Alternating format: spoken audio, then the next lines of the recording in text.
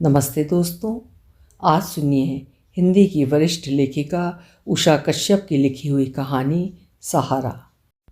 उषा कश्यप जी दिल्ली विश्वविद्यालय के retired professor हैं।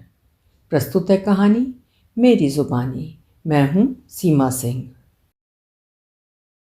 दिल्ली के अपोलो अस्पताल में प्राइवेट रूम में बेड पर मैं रेस्ट कर रहा हूँ। 70 से अधिक उम्र में मेरी सर्जरी से एक किडनी रिमूव कर मुझे मौत से युद्ध में विजयी घोषित किया गया है। मेरी किडनी फंक्शन 40% ही रह गया था।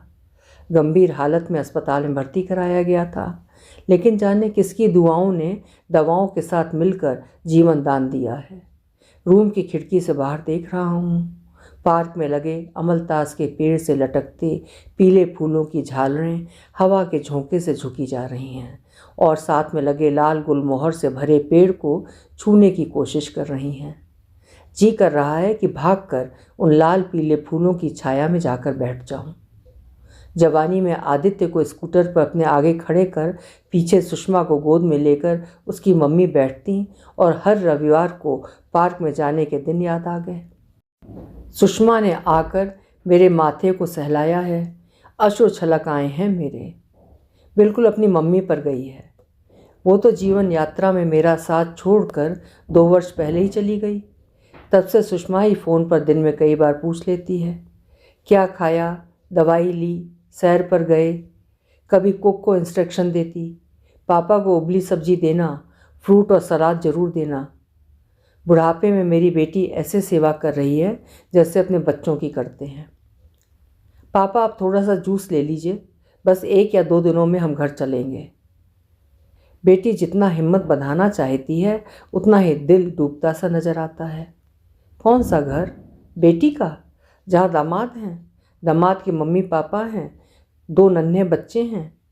क्या कहूँ, मैं अपने घर ही पटेल नगर में जाकर नौकर व कुक की मदद से अकेला रहूँगा। अब तो अकेले रहने की हिम्मत ही नहीं है।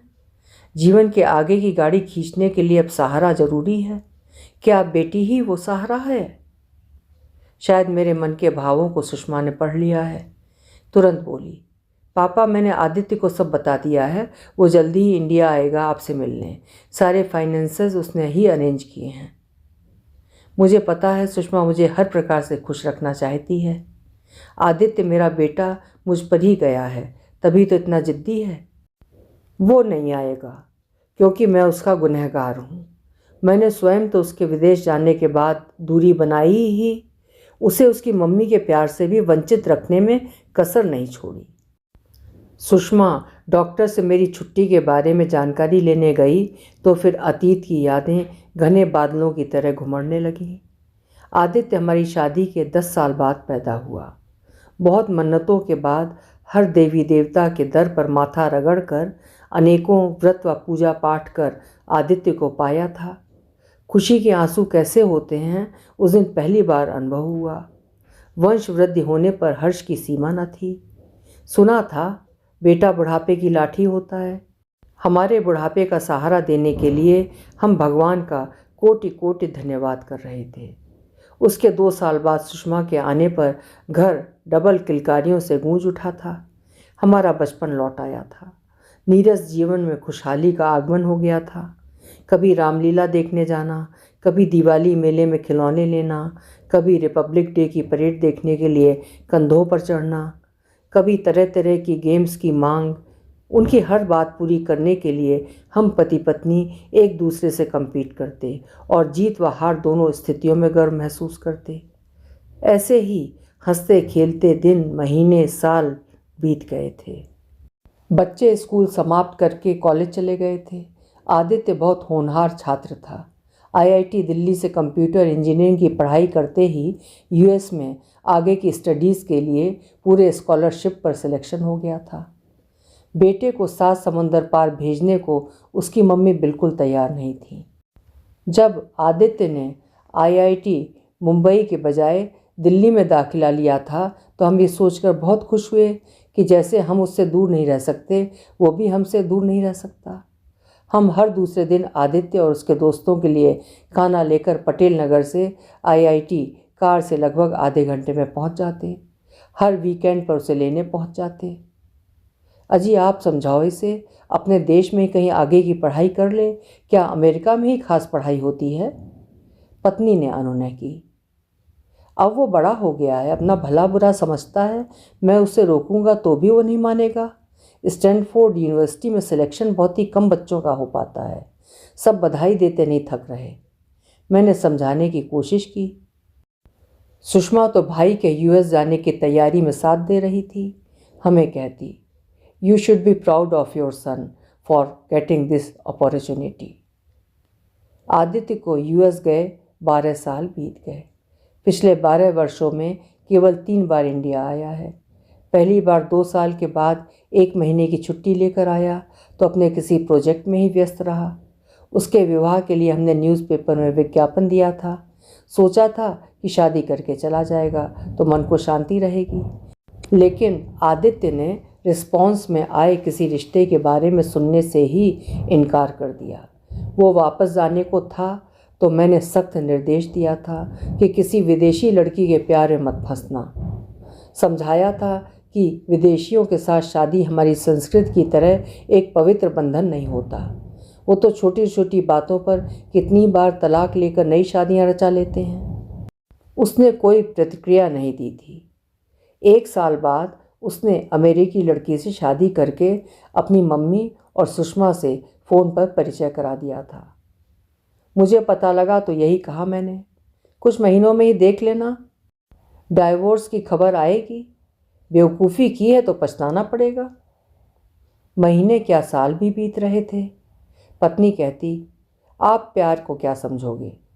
अमीर परिवार में नौकरों के साथ पले बढ़े हो।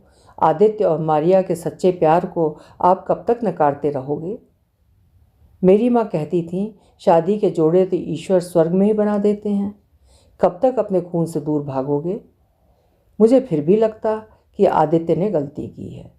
आदित्य के यहाँ प्यारी सी बेटी के जन्म की खबर मिली तो उसकी मम्मी के तो ज़मीन पर पैर ऐसे थिरक रहे थे कि तुरंत बेटे के पास पहुँच जाए और अपनी अगली पीढ़ी के साथ फिर से बच्ची बन जाए। मुझे आग्रह किया, अब तो एक बार मिलने चलो।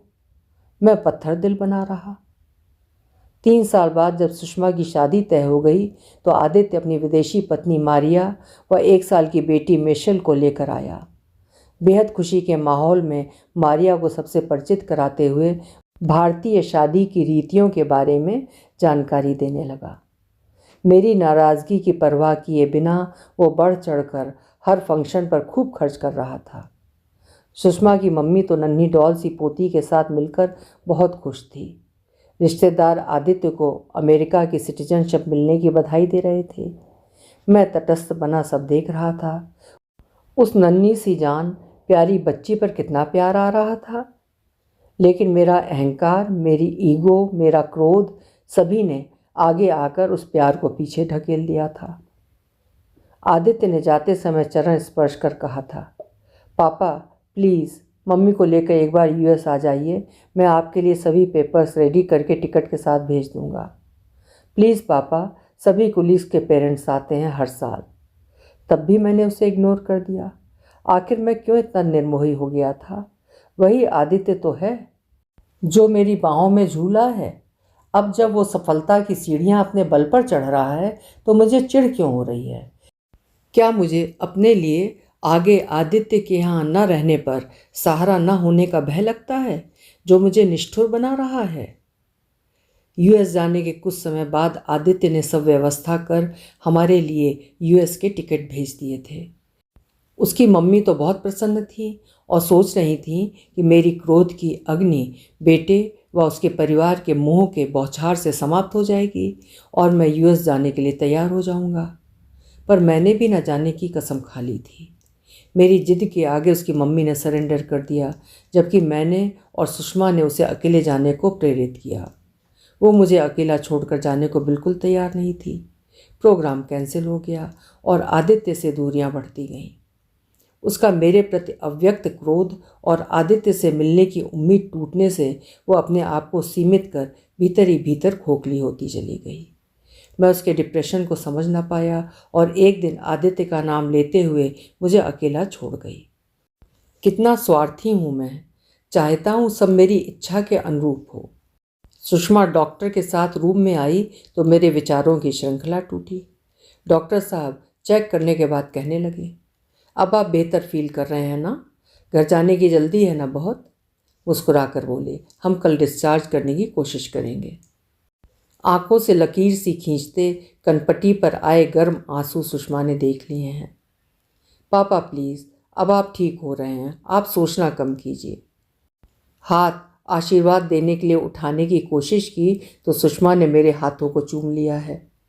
कितनी अच्छी है मेरी बच्ची। शायद इसी के प्यार व अच्छे व्यवहार ने मेरे दामाद को भी इतना कोमल हृदय बना दिया है कि उसने बीमारी में मेरी सेवा में कोई कसर नहीं छोड़ी। लाख शुक्र है भगवान का, बेटी के लिए इतना अच्छा परिवार मिला। धीमे स्वर में कहा, बेटा तुम बच्चों के पास घर जाओ।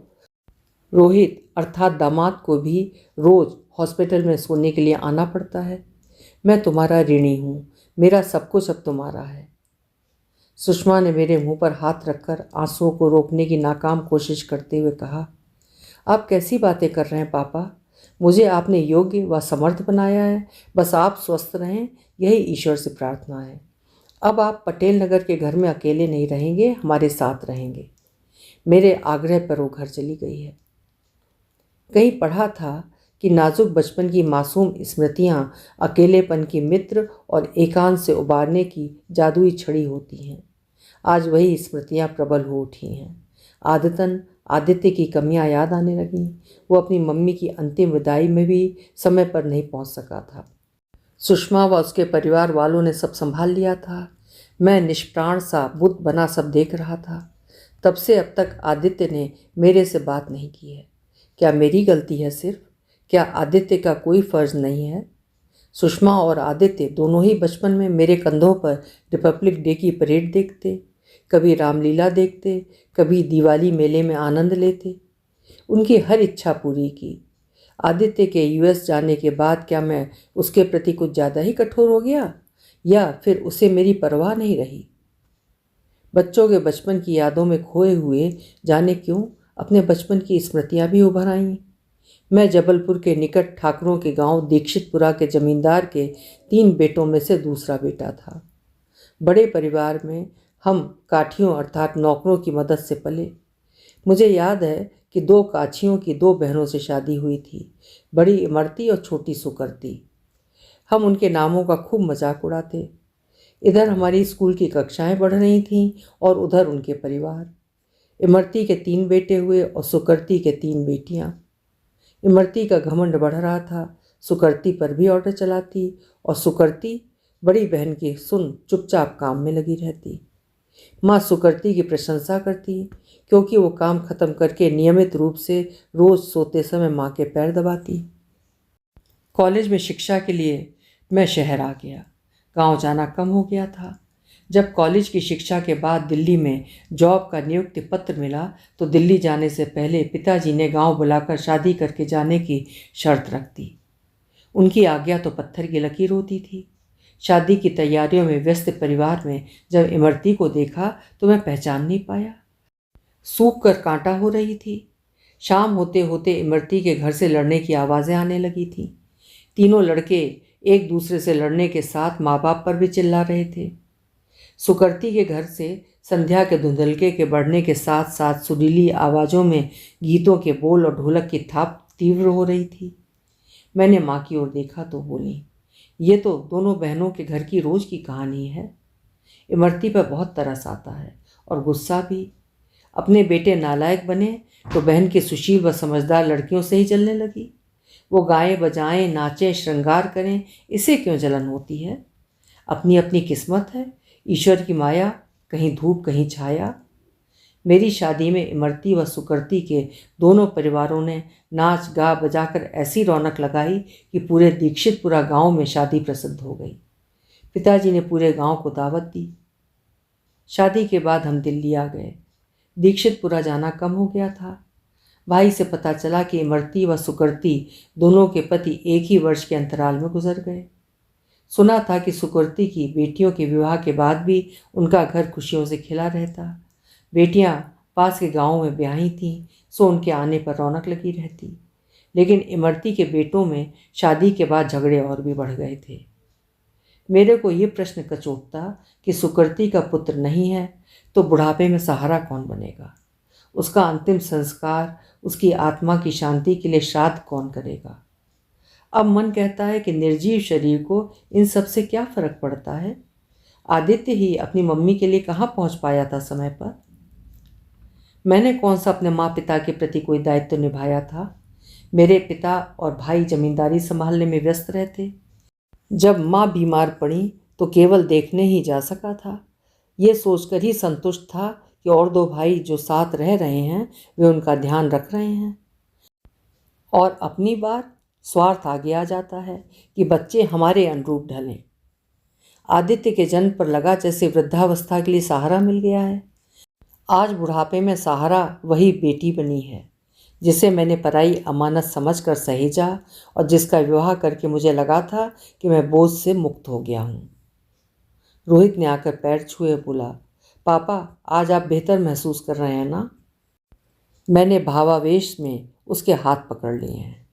बेटा, तुमको मेरे कारण इतनी परेशानी हो रही है, ऑफिस से भी छुट्टी ली है, मैं सबके लिए भार बन गया हूँ। रोहित ने मुझे तकिए के सहारे सिर ऊंचा कर लिटाया है और कहा, पापा आप ठीक हो गए हैं, नो नेगेटिव टॉक्स नाउ। मेरे पापा आपका घर आने का वेट कर रहे हैं ताश खेलने के लिए।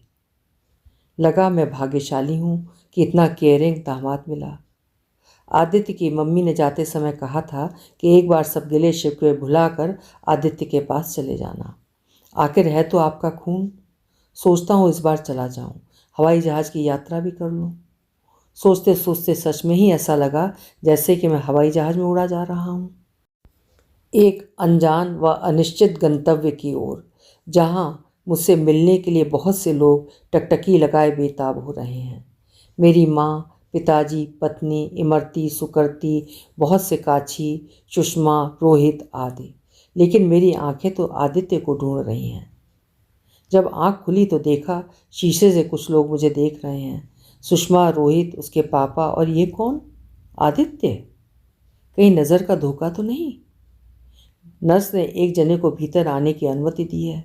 सुषमा ने आदित्य को भीतर भेजा है। आंसुओं के वेग को रोकते हुए बोला, अब आप खतरे से बाहर हैं पापा, परसों आप बहुत सीरियस हो गए थे। डॉक्टर ने कहा कि 48 घंटे वेट करो, होश आने पर ठीक हो जाएंगे। आप मुझे पहचान रहे हैं ना? मैं आदित्य हूँ, आपका बेटा। मेरी नज़र आदित्य के चेहरे पर बर्फ सी जम गई है। अभी आप सुन रहे थे उषा कश्यप जी की लिखी हुई कहानी सहारा। उम्मीद है कहानी आपको पसंद आई होगी। कल फिर मिलेंगे। आपका समय मंगलमय हो।